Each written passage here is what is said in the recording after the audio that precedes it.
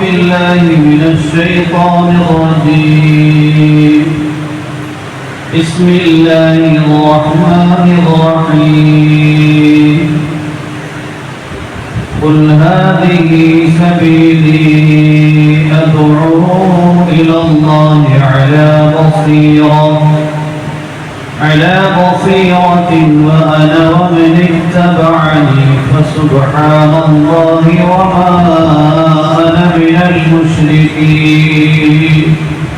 صدق الله العظيم. إنما الأعمال بالنيات وإنما لامرئ ما نوى. فمن كانت هجرته إلى دنيا يصيبها أو إلى امرأة ينكحها فهجرته إلى ما هاجر إليه. صدق رسوله النبي الكريم. സർവശക്തനായ അല്ലാഹു സുബ്ഹാനഹു വ തആല നാം ഏവരെയും അനുഗ്രഹിക്കുമാറാകട്ടെ. അല്ലാഹു സുബ്ഹാനഹു വ തആല നാം ഓരോരുത്തരെയും ആദരവായ പ്രവാചകൻ മുഹമ്മദ് മുസ്തഫ സല്ലല്ലാഹു അലൈഹി വസല്ലം നിങ്ങളുടെ ഉമ്മത്തിൽ സമുദായത്തിൽ പെടുത്തിയിരിക്കുകയാണ്. റസൂലുള്ളാഹി സല്ലല്ലാഹു അലൈഹി വസല്ലം നിങ്ങളുടെ അന്ത്യപ്രവാചകനായ പോലെ തങ്ങളുടെ അനുയായികളിൽപ്പെട്ട തങ്ങളുടെ സമുദായത്തിൽപ്പെട്ട ഓരോരുത്തരും അവസാന ഉമ്മത്ത് കൂടിയാണ്.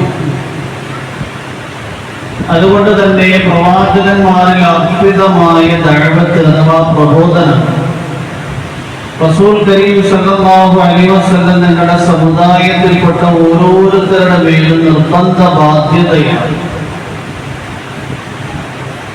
നാം സ്വന്തമായി സൽക്കർമ്മങ്ങൾ പ്രവർത്തിക്കുന്നതിന്റെ കൂട്ടത്തിൽ നമ്മുടെ വീട്ടുകാരെയും കുടുംബക്കാരെയും നാട്ടുകാരെയും അയൽവാസികളെയും ലോകത്തുള്ള മുഴുവൻ മനുഷ്യരെയും ദീനിലേക്ക് ആനയിക്കൽ നമ്മുടെ ബാധ്യതയാണ്. ഈ ഒരു ബാധ്യത നാം ഓരോരുത്തരും നിറവേറ്റുന്നതിന്റെ പേരിലാണ് മറ്റ് സമുദായങ്ങളെ അപേക്ഷിച്ച് നമുക്ക് മഹത്വവും സ്ഥാനവും കൈവന്നത്. ഖുർആനിൽ അല്ലാഹു സുബ്ഹാനഹു വ തആല പറയുന്നുണ്ട്, കുൻതും ഖൈറ ഉമ്മത്തിൻ ഉഖ്രിജത് ലിന്നാസ് തഅ്മുറൂന ബിൽ മഅറൂഫി വ തൻഹൗന അനിൽ മുൻകർ വ തുഅ്മിനൂന ബില്ലാഹ്. നിങ്ങൾ ജനങ്ങളിലേക്ക് അയക്കപ്പെട്ട ഉത്തമ സമുദായമാണ്. എന്തുകൊണ്ടാണ് മറ്റ് സമൂഹങ്ങളെക്കാൾ റസൂൽ കരീം സല്ലല്ലാഹു അലൈഹി വസല്ലം നിങ്ങളുടെ സമുദായത്തിന് മേന്മയും മഹത്വവും കൈവന്നത്? തഅ്മുറൂന ബിൽ മഅറൂഫി വ തൻഹൗന അനിൽ മുൻകർ. നിങ്ങൾ ജനങ്ങളോട് നന്മ ഉപദേശിക്കുകയും അവരെ തിന്മയിൽ നിന്ന് വിലക്കുകയും അല്ലാഹുവിൽ വിശ്വസിക്കുകയും ചെയ്യും. ദഅവത്ത് കൊണ്ടാണ് മറ്റ് സമുദായങ്ങളെക്കാൾ ഈ സമുദായത്തിനൊരു വ്യതിരക്തത, ഒരു വേർതിരിവുണ്ടായത്. റസൂൽ കരീം സല്ലല്ലാഹു അലൈഹി വസല്ലം തങ്ങളുടെ ധാരാളം ഹദീസുകളിലും തങ്ങളുടെ അനുയായികളോടുള്ള നിർദ്ദേശമായി നമുക്ക് കാണാൻ കഴിയും. ഈമാനിന്റെ അളവുകോലായി നബി തങ്ങൾ നിശ്ചയിച്ചിരിക്കുന്നത് ദഅവത്തിനെയാണ്. മൻ റഅ മിൻകും മുൻകറൻ ഫലിയുഗയ്യിറുഹു ബിയദിഹി فإن لم يستطع فبلسانه وإن لم يستطع فبقلبه وذلك ضعف الإيمان. നിങ്ങളുടെ വീട്ടിലോ കുടുംബത്തിലോ നാട്ടിലോ ലോകത്തുള്ള ഏതെങ്കിലും ഒരു മുസ്ലിമിൽ നിന്ന് തിന്മയായ പാപകരമായ ഒരു കാര്യം കണ്ടാൽ ആദ്യമായി അതിനെ കൈകൊണ്ട് തടഞ്ഞുകൊള്ളട്ടെ. കൈകൊണ്ട് ആ അനാശാസ്യ പ്രവണതകളിൽ ബന്ധപ്പെട്ടയാളെ നാം വിലക്കണം. എന്നിട്ട് ശരിയായ സൽപന്ഥാവിലേക്ക് അയാളെ കൂട്ടിക്കൊണ്ടുവരണം. കൈകൊണ്ട് എന്ന് പറഞ്ഞു കഴിഞ്ഞാൽ അയാളെ കൈകൊണ്ട് പിടിച്ച് അതിൽ നിന്ന് രക്ഷപ്പെടുത്തുക എന്നാണ്. ഏത് രൂപത്തിലാണെങ്കിലും ഉമർ ഫാറൂഖ് റളിയല്ലാഹു അൻഹുവിന്റെ ഖിലാഫത്ത് കാലത്ത് മസ്ജിദുൽ നബവിയിൽ കൃത്യമായി നമസ്കരിക്കാൻ വന്നുകൊണ്ടിരുന്ന ഒരു യുവാവിനെ കാണാതെയായി. ഉമർ ഫാറൂഖ് റളിയല്ലാഹു അൻഹു അന്വേഷിച്ചു, മസ്ജിദുൽ നബവിയിൽ എന്റെ പിന്നിൽ വളരെ കൃത്യമായി ജമാഅത്തായി നമസ്കരിച്ചയാളെ കാണുന്നില്ലല്ലോ. ഈ സന്ദർഭത്തിൽ ജനങ്ങൾ ഉമർ റളിയല്ലാഹു അൻഹുവിനോട് അദ്ദേഹത്തിന്റെ വിഷയത്തിൽ നിങ്ങൾ നിരാശനായി കൊള്ളുക. അദ്ദേഹം നമസ്കാരം ഉപേക്ഷിച്ച് മദ്യപിച്ച് മതോന്മത്തനായി ജീവിക്കുകയാണ്. മുസ്ലിമീങ്ങളിൽപ്പെട്ട ഒരാള് തിന്മയിൽ അകപ്പെട്ടു പോയി സുഹൃത്തുക്കളെയും നന്മകളെയും ഉപേക്ഷിച്ചതിന്റെ പേരിൽ നിരാശനായില്ല. ഇനി അയാൾ ഒരിക്കലും നന്നാകില്ല എന്ന സർട്ടിഫിക്കറ്റ് ചെയ്തില്ല. നേരെ മറിച്ച് അദ്ദേഹം പേനയെടുത്ത് ഒരു കടലാസ് കഷണത്തിൽ വിശുദ്ധ ഖുർആനിലെ സൂറത്തുൽ ഗാഫിറിലെ 5 ആയത്തുകൾ എഴുതി ആ യുവാവിന്റെ അടുക്കലേക്ക് അയച്ചു കൊടുക്കുകയാണ്. ബിസ്മില്ലാഹിർ റഹ്മാനിർ റഹീം. ആമീൻ. തൻസീലുൽ കിതാബി മിനല്ലാഹിൽ അസീസിൽ അലീം. غافر الذنب وقابل التوب شديد العقاب ذي الطول لا إله إلا هو إليه المصير. حميم. الله أعلم بمراده. تنزيل الكتاب من الله العزيز العليم. പ്രതാപിയും എല്ലാ കാര്യങ്ങളും അറിയുന്നവനുമായ അല്ലാഹുവിൽ നിന്ന് അവതീർണമായതാണ് വിശുദ്ധ ഖുർആൻ. ഗാഫിറുൽ ദൻബി, പാപങ്ങൾ പൊറുക്കുന്ന അല്ലാഹു. ഖാബിലുത് തൗബി, പശ്ചാത്താപം സ്വീകരിക്കുന്ന രക്ഷിതാവ്. ശദീദുൽ ഇഖാബി, പാപങ്ങളിൽ അടിയുറച്ചു നിന്നാൽ കഠിനമായി ശിക്ഷിക്കുന്ന അല്ലാഹു. ലിത്തൗലി, വിപുലമായ കഴിവിന്റെ ഉടമസ്ഥൻ. ലാ ഇലാഹ ഇല്ലാഹു, അവനല്ലാതെ മറ്റൊരു ആരാധ്യനില്ല. ഇലൈഹിൽ മസീർ, അവങ്കലേക്കാണ് എല്ലാവരും മടങ്ങി ചെല്ലേണ്ടുന്നത്. ആ യുവാവ് ഖലീഫത്തുൽ മുസ്ലിമീൻ ഉമറിന്റെ കത്ത് വായിക്കുകയാണ്. ആമീൻ. തൻസീലുൽ കിതാബി മിനല്ലാഹിൽ അസീസിൽ അലീം. എല്ലാം അറിയുന്ന പ്രതാപിയായ അല്ലാഹുവിൽ നിന്ന് അവതീർണമായതാണ് ഖുർആൻ.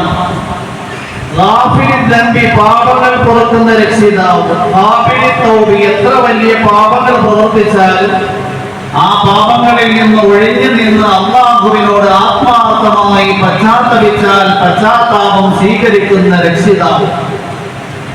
ശദീദുൽ ഇഖാബി, ഞാൻ എത്ര വലിയ മദ്യപാനിയാണെങ്കിലും ആ മദ്യപാനത്തിൽ നിന്ന് ഒഴിഞ്ഞു നിന്ന് പശ്ചാത്തപിച്ചാൽ അല്ലാഹു സ്വീകരിക്കും. ശദീദുൽ ഇഖാബി, പാപങ്ങൾ ആവർത്തിച്ച് പ്രവർത്തിച്ചു കൊണ്ടേയിരുന്നാൽ കഠിനമായി ശിക്ഷിക്കുന്ന രക്ഷിതാവ്. ആ യുവാവ് മദ്യക്കുപ്പികൾ വലിച്ചു ദൂരേക്ക് എറിഞ്ഞു, ലഹരി പദാർത്ഥങ്ങളെ ഉപേക്ഷിച്ചു. മസ്ജിദുൻ നബവിയിൽ വന്ന് വീണ്ടും നമസ്കരിക്കാൻ വേണ്ടി ആരംഭിച്ചു.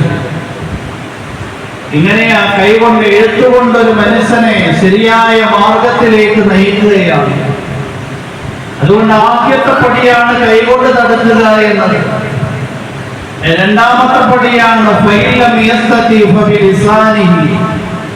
കൈകൊണ്ടൊരു മനുഷ്യനെ തിന്മയിൽ നിന്ന് രക്ഷപ്പെടുത്തി സൽക്കർമ്മങ്ങളിലേക്ക് സുഹൃത്തുക്കളിലേക്ക് വലിച്ചു ചേർക്കാൻ കഴിയുന്നില്ല എങ്കിൽ നാവുകൊണ്ട് ആ തിന്മയെ തടുക്കണം. സാരോപദേശത്തിലൂടെ അയാൾ ഉപദേശിച്ചു കൊണ്ടേയിരിക്കണം. അയാൾ ഉൾക്കൊള്ളാൻ പര്യാപ്തമായ ശൈലി അവലംബിച്ചുകൊണ്ട് നാവ് കൊണ്ട് ഉപദേശിച്ചു കൊണ്ടേയിരിക്കണം. അതിനും കഴിയുന്നില്ല എങ്കിൽ ഹൃദയത്തിൽ ആ പ്രവൃത്തിയോട് നീരസം ഉണ്ടാകണം. ഹൃദയത്തിൽ ആ പാപത്തിനോടുള്ള വെറുപ്പും അനിഷ്ടവും ഉണ്ടാകണം. ഇന്ന് നമ്മുടെ വീടുകളിൽ നമ്മുടെ മക്കൾ, നമ്മുടെ നമ്മുടെ ഭാര്യ പാപങ്ങൾ, തിന്മകൾ പരസ്യമായി പ്രവർത്തിച്ചു കൊണ്ടേയിരിക്കുക. നമ്മുടെ കൂട്ടത്തിൽ പോയിരിക്കുക.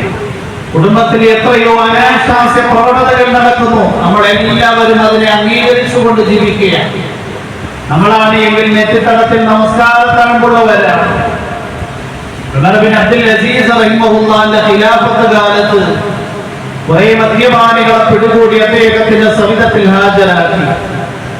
അവരെ ശിക്ഷിച്ചപ്പോൾ അതിന്റെ കൂട്ടത്തിൽ ഉണ്ടായിരുന്ന ഒരാള് ഉമർ ബിൻ അബ്ദുൽ അസീസ് റഹിമഹുല്ലയോട് പറഞ്ഞു, അല്ലയോ ഖലീഫത്തുൽ മുസ്ലിമീൻ, ഞാൻ മദ്യപിച്ചിട്ടില്ല, ഞാൻ പച്ചവെള്ളം കൂടി കുടിച്ചിട്ടില്ല, ഞാൻ നോമ്പുകാരനായും ഇവരുടെ കൂട്ടത്തിൽ ഇരുന്നതാണ്. ഉമർ ബിൻ അബ്ദുൽ അസീസ് റഹിമഹുല്ല മദ്യപാനികൾക്ക് നൽകിയ അതേ ശിക്ഷ തന്നെ മദ്യപാനികളുടെ കൂട്ടത്തിലിരുന്ന നോമ്പുകാരന് നൽകി.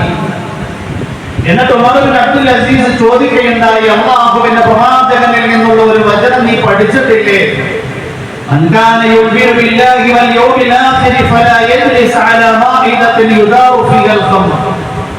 അല്ലാഹുവിലും അന്ത്യദിനത്തിലും വിശ്വസിക്കുന്ന ഒരാളും മദ്യം വിളമ്പുന്ന പാനപാത്രത്തിന്റെ അടുക്കൽ ഇരിക്കാൻ പാടില്ല, ഭക്ഷണത്തളികയിൽ ഇരിക്കാൻ പാടില്ല. ഇവിടെ നിങ്ങൾ മദ്യം വിളമ്പുന്ന ഭക്ഷണത്തളികയുടെ അടുക്കലല്ല ഇരുന്നിരിക്കുന്ന, മദ്യപാനികളുടെ കൂട്ടത്തിലായിരുന്നിരിക്കുന്നത്. മദ്യം വിളമ്പുന്ന ഭക്ഷണത്തളികയിൽ ഇരിക്കരുത് എന്ന് എന്തുകൊണ്ടാണ് പറഞ്ഞത്? ആ ഭക്ഷണത്തളികയിൽ നിസ്കാരത്തഴമ്പുള്ള നീ ഇരുന്നു കഴിഞ്ഞാൽ, ഹജ്ജ് ചെയ്ത നീ ഇരുന്നു കഴിഞ്ഞാൽ അവരുടെ ആ പാപത്തിനെ അംഗീകരിക്കലാണ്. നിന്റെ ഹൃദയത്തിൽ ആ പാപത്തിനോട് വെറുപ്പും നീരസവുമില്ല. നീ എത്ര വലിയ നിസ്കാരക്കാരനാണ് എങ്കിലും, എത്ര വലിയ ഹാജിയാണ് എങ്കിലും, നിന്റെ ഹൃദയത്തിൽ ലവലേശം ഈമാനില്ല എന്നതിന്റെ അടയാളം.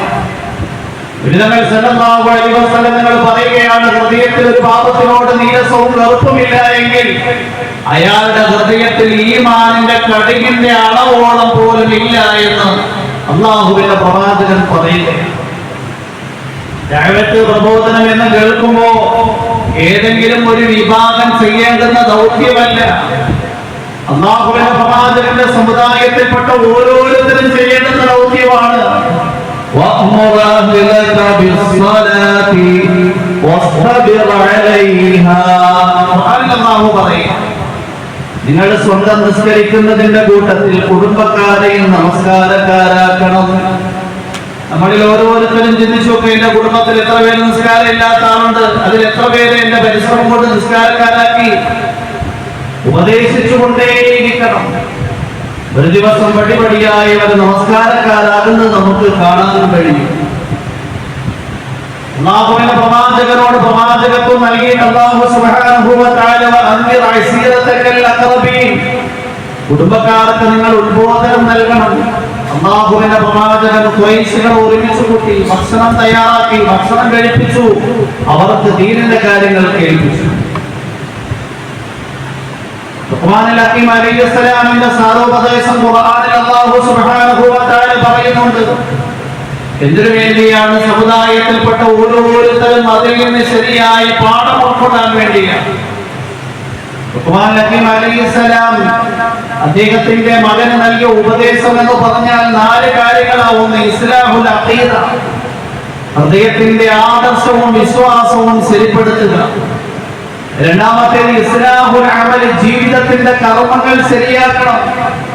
മൂന്നാമത് പഠിപ്പിച്ചു കൊടുത്ത ഇസ്ലാഹുൽ ഖൽഖ്, നീ കേവലം നന്നായാൽ മാത്രം പോരാ, നിന്റെ ഹൃദയത്തിന്റെ ആദർശം മാത്രം ശരിയാക്കിയാൽ പോരാ, നീ മാത്രം കൃത്യമായി നിസ്കരിച്ചാൽ പോരാ, നേരെ മറിച്ച് സൃഷ്ടികളുടെ നന്മയ്ക്ക് വേണ്ടി നീ കഠിനാധ്വാനം ചെയ്യുകയും മനുഷ്യ സമൂഹത്തിൽ നന്മയുണ്ടാക്കുന്ന ദഅവത്തുമായി നീ ബന്ധപ്പെടുകയും ചെയ്യും. നാലാമതായി ഇസ്ലാഹുൽ മുആശറ, അതായത് കൾച്ചർ, സംസ്കാരം നന്നാക്കിയെടുക്കണം. സംസ്കാരം എന്ന് പറഞ്ഞു കഴിഞ്ഞാൽ മനുഷ്യൻ ഒറ്റയ്ക്ക് ജീവിക്കുന്നവനല്ല, മനുഷ്യൻ സമൂഹ ജീവിയാണ്. സമൂഹത്തിനോട് പാലിക്കേണ്ടുന്ന കടമകളും കടപ്പാടുകളും കൃത്യമായി പാലിക്കണം. ഖുർആനിൽ അല്ലാഹു സുബ്ഹാനഹു വ തആല ഒരു അധ്യായം തന്നെ കൊണ്ടുവരുന്നുണ്ട്, സൂറത്തുൽ ലുഖ്മാൻ.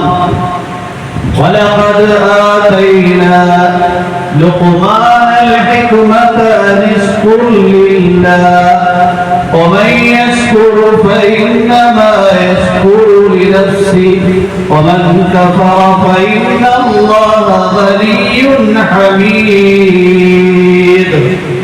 തീർച്ചയായും നാം ലുഖ്മാനുൽ ഹകീം അലൈഹിസ്സലാമിന് തത്വജ്ഞാനം നൽകി. ലുഖ്മാൻ ഹകീം അലൈഹിസ്സലാം ഒരു അടിമയായിരുന്നു, നീഗ്രോ വംശജനായിരുന്നു. അദ്ദേഹത്തിന് വലിയ തത്വജ്ഞാനം നൽകി. 1000, 10,000, 70,000 ഇങ്ങനെ ധാരാളം അഭിപ്രായങ്ങളുണ്ട്. എല്ലാമായി അദ്ദേഹത്തിന്റെ തഫ്സീറിൽ ഒരു സംഭവം എഴുതുന്നുണ്ട്. ലുഖ്മാൻ ഹകീം അലൈഹിസ്സലാമിന്റെ യജമാൻ ഒരു ദിവസം പറഞ്ഞു, ആടിനെ അറുത്തതിന്റെ ഏറ്റവും നല്ല ഭാഗം കൊണ്ടുവരണം. ലുഖ്മാൻ ഹകീം അലൈഹിസ്സലാം ആടിനെ അറുത്തു, ഹൃദയം കൊണ്ടുവന്ന് രാജാവിന് സമർപ്പിച്ചു. ഒരാഴ്ച കഴിഞ്ഞപ്പോൾ ഒരു ആടിനെ അറുത്തിട്ട് അതിന്റെ ഏറ്റവും കെട്ട ഭാഗം എന്നെടുക്കൽ കൊണ്ടുവരാൻ വേണ്ടി പറഞ്ഞു. ലുഖ്മാൻ ഹകീം അലൈഹിസ്സലാം ആടിനെ അറുത്തു. 2ാം പ്രാവശ്യവും ഹാർട്ട് തന്നെ, ഹൃദയം തന്നെ കൊണ്ടുവന്ന് വെച്ചു. രാജാവ് ചോദിച്ചു, ഏറ്റവും മോശമായത് കുടലല്ലേ? ലുഖ്മാൻ ഹക്കീം അലൈഹിസ്സലാം പറഞ്ഞു, മൃഗത്തിന്റെ ഹൃദയം നന്നായാൽ മൃഗം നന്നായി. മൃഗം മുരട്ട് സ്വഭാവം കാണിക്കുന്നത് കണ്ടിട്ടില്ല, എന്റെ ഹൃദയം ചീത്തയാകുന്നത് കൊണ്ടാണ്. മൃഗത്തിന്റെ ഹൃദയം നന്നായാൽ മൃഗം നന്നാകും, മൃഗത്തിന്റെ ഹൃദയം ചീത്തയായാൽ മൃഗം ചീത്തയാകുമെങ്കിൽ മനുഷ്യന്റെ ഹൃദയം നന്നായാൽ അവന്റെ എല്ലാ അവയവങ്ങളും നല്ലതായിരിക്കും. മനുഷ്യന്റെ ഹൃദയം കെട്ടുപോയാൽ അവന്റെ എല്ലാ അവയവങ്ങളും കെട്ടുപോകും, ചീത്തയായി. ഇങ്ങനെ ധാരാളം ഹിക്മത്തുകൾ. എന്നിട്ട് ലുഖ്മാൻ ഹക്കീം അലൈഹിസ്സലാം മകനോട് ചെയ്ത ഉപദേശമാണ്, إذ قال لقمان لابنه وهو يعظه يا بني لا تشرك بالله إن الشرك لظلم عظيم يا بني إنها إن تك مثقال حبة فتكن في صخرة أو في السماوات أو في الأرض يأت بها الله إن الله لطيف خبير. ആദ്യമായി മകന്റെ ഹൃദയത്തിന്റെ ആദർശം ശരിപ്പെടുത്തുകയാണ്. മോനെ, നിന്റെ ഹൃദയത്തിൽ നിന്ന് നീ ശിർക്കിന്റെ ലവലേശം ബാക്കിയാക്കരുത്. അല്ലാഹുവിന്റെ കൂട്ടത്തിൽ ഒരിക്കലും പാർട്ണർമാരെ നീ ഉണ്ടാക്കരുത്. അല്ലാഹുവിന്റെ കൂട്ടത്തിൽ വ്യക്തിയെയോ ശക്തിയെയോ വസ്തുക്കളെയോ സമന്മാരായി കാണരുത്. ഹൃദയത്തിൽ നിന്ന് ശിർക്കിനെ ഒഴിവാക്കണം. രണ്ടാമത് നീ ഹൃദയത്തിൽ സ്ഥാപിക്കേണ്ടുന്നത് അല്ലാഹുവിന്റെ അസ്തിത്വവും അവന്റെ ദാത്തും അവന്റെ ചിന്തയുമാണ്. കാരണം നാളെ ആഖിറത്തിൽ അല്ലാഹു സുബ്ഹാനഹു വ തആല ഈ പ്രവർത്തിക്കുന്ന എല്ലാ നന്മകളെയും തിന്മകളെയും കൊണ്ടുവരും. ആദർശം ശരിപ്പെടുത്തും. രണ്ടാമത് യാ ബുനയ്യ ഖിമിസ് സ്വലാത, ഇസ്ലാഹുൽ അമൽ, അമൽ നന്നാക്കുക. മോനെ, നിസ്കാരം കൃത്യമായി നിലനിർത്തണം. ഒരു മുഅ്മിനിന്റെ ജീവിതത്തിൽ നമസ്കാരത്തിൽ കൃത്യതയുണ്ട് എങ്കിൽ ബാക്കി ഏകദേശം കാര്യങ്ങളൊക്കെ നിയന്ത്രണ വിധേയമായിരിക്കും. നമസ്കാരം കൃത്യമല്ല, ജമാഅത്തായി ശ്രദ്ധിക്കുന്നില്ല, മുസല്ലിയാണ് എങ്കിൽ അയാളുടെ ബാക്കി മുഴുവൻ കർമ്മങ്ങളും ഛിന്ന ഭിന്നമായി പോയി. അതുകൊണ്ട് ഇസ്ലാമിൽ അമലിൽ ആദ്യമായി കൃത്യമായി 5 നേരം നാം നമസ്കരിക്കുന്നവരായിരിക്കും. മൂന്നാമതായി ഇസ്ലാഹുൽ ഖൽഖ്, എല്ലാ സൃഷ്ടികളിലും നന്മയുണ്ടാക്കണം. വഅ്മുർ ബിൽ മഅറൂഫി വൻഹ അനിൽ മുൻകരി വസ്ബിർ അലാ മാ അസാബക ഇന്ന ദാലിക ലമിൻ അസ്മിൽ ഉമൂർ. ഈ ജനങ്ങളോട് നന്മ ഉപദേശിക്കണം, തിന്മയിൽ നിന്ന് വിലക്കണം. അവരോട് സദാചാരം ഉപദേശിക്കണം, ദുരാചാരത്തിൽ നിന്ന് വിലക്കണം. ഈ ഒരു കാര്യം ചെയ്യുമ്പോൾ നിന്നെ ആരും പൂമാരായിട്ട് സ്വീകരിക്കുന്നില്ല. വീട്ടിൽ നിനക്ക് ആക്ഷേപം ഉണ്ടാവും, കുടുംബത്തിൽ നിന്നെ ഒറ്റപ്പെടുത്തും, നാട്ടുകാരെ നിന്നെ വിമർശിക്കും.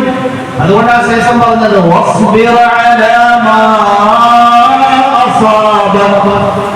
നന്മകൾ ഉപദേശിക്കുമ്പോൾ, ജനങ്ങളെ തിന്മയിൽ നിന്ന് വിലക്കുമ്പോൾ, അവരിൽ നിന്നുണ്ടാകുന്ന അനിഷ്ടകരമായ കാര്യങ്ങൾ, അവരിൽ നിന്ന് ഏൽക്കേണ്ടി വരുന്ന ബുദ്ധിമുട്ടുകളെ ക്ഷമയോടെ നേരിടണം.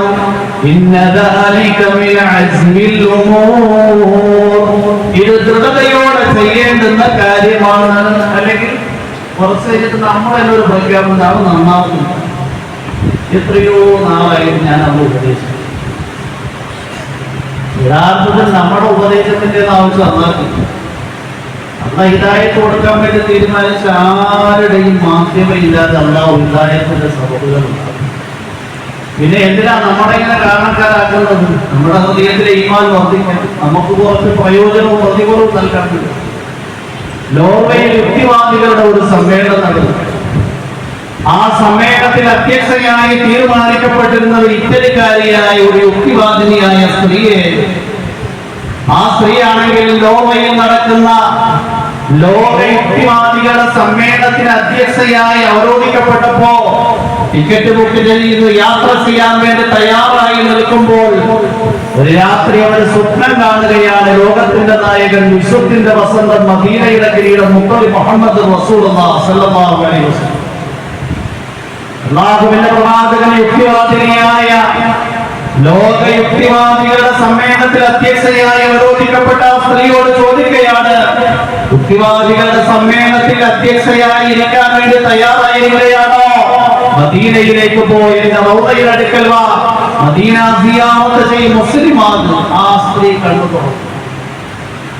അവള് തെളിവൊന്നും അന്വേഷിച്ചില്ല. അവള് ടിക്കറ്റ് ക്യാൻസൽ ചെയ്തു, മദീനയിലേക്ക് ടിക്കറ്റ് എടുത്തു. അവിടെ പോയി മുസ്ലിമായി മസ്ജിദുൻ നബവി വന്ന് റൗള സിയാറത്ത് ചെയ്തു. അല്ലാഹുവിന്റെ പ്രവാചകന്റെ പരിശുദ്ധമായ ഖബർ സിയാറത്ത് ചെയ്തു. ഇസ്ലാമിനെ കുറിച്ച് നന്നായി പഠിക്കുകയും ആയിരക്കണക്കിന് പതിനായിരക്കണക്കിന് യുക്തിവാദി പ്രസ്ഥാനത്തിലേക്ക് പോയ സ്ത്രീകളെ അതിൽ നിന്ന് രക്ഷപ്പെടുത്തി ഇസ്ലാമിന്റെ സൽപന്താവിലേക്ക് കൊണ്ടുവരികയും ചെയ്തു. ആരെ അവർക്ക് ഹിദായത്ത് കൊടുത്തു? അല്ലാഹു ഹിദായത്ത് കൊടുക്കാൻ വേണ്ടി ഉദ്ദേശിച്ചു കഴിഞ്ഞാൽ ബാഹ്യമായ ഏർപ്പാടുകളൊന്നും ഇല്ല ഹിദായത്ത് കൊടുക്കാൻ കഴിയും.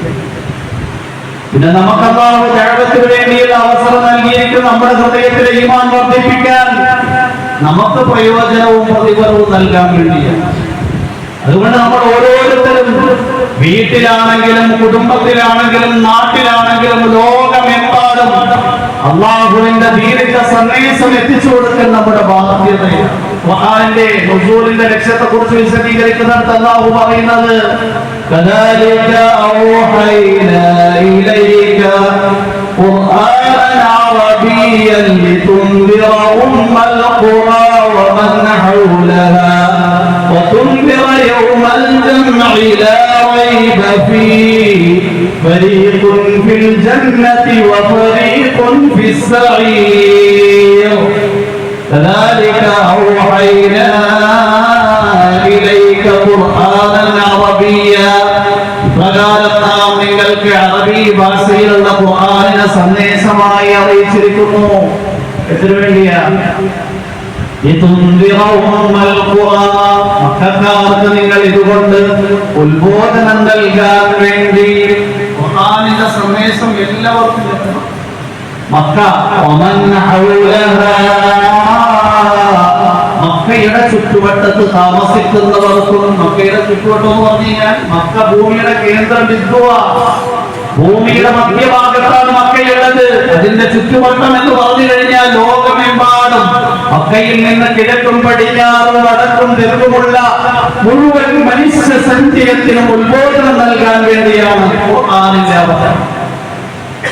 അതുകൊണ്ട് ഈ ഖുർആൻ അല്ലാഹു നമുക്ക് നൽകിയിരിക്കുകയാണ്. ഹൃദയങ്ങളുടെ സമുദായമായ നമ്മൾ ഓരോരുത്തരും ഈ ഖുർആനിന്റെ സന്ദേശം വീട്ടിൽ പകരണം, കുടുംബത്തിൽ പകരണം, നാട്ടിൽ പകരണം, അയൽപക്കത്ത് പകരണം, ലോകമെമ്പാടും മുഴുവൻ ജനങ്ങൾക്ക് വേണ്ടി. ഇബ്രാഹിം അലൈഹിസ്സലാം അതുകൊണ്ട് പറഞ്ഞു, നീ ഒരിക്കലും നിന്റെ നന്മ മാത്രമല്ല ഇസ്ലാഹുൽ ഖൽഖ്, സൃഷ്ടികൾക്ക് നന്മയുണ്ടാകും. സ്വഭാവം നന്നാക്കണം. 3 കാര്യം ശ്രദ്ധിക്കണം. ഒന്ന്, അഹങ്കാരം പാടില്ല.